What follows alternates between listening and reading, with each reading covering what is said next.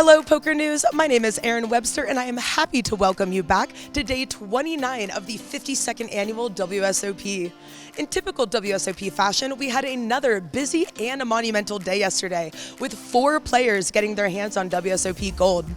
Brian Rast moved up in the WSOP ranks, placing himself among the elite few, with adding bracelet number 5 to his collection, winning the 3K six-handed no limit. Poker veteran Farzad Banyadi upped his ante by adding his 4th bracelet to his name in the 10K Deuces 7 Lowball Draw Championship.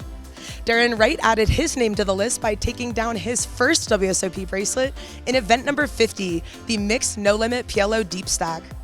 Finally, but certainly not least, poker philanthropist Shaun won the 1500 shootout and decided to donate all of his $204,063 in his earnings entirely to charity.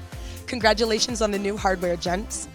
Coming up today, we continue into day 2 with one of the notoriously high-staked high roller tournaments, the 25K PLO High Roller. Some major names are still leading this event with 13 bracelets between 7 of the top 10.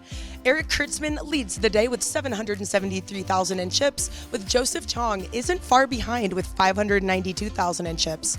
Trailing extremely close is Yuval Bronstein holding 580,000 in chips.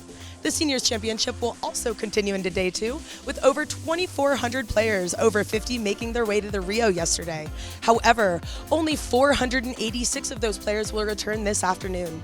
George Bronstein came out on top as the only player to come back with over 500,000 in chips, with 585,000. Good luck, players, and as always, make sure you follow along with all live reporting and updates every step of the way on PokerNews.com, powered by Club GG.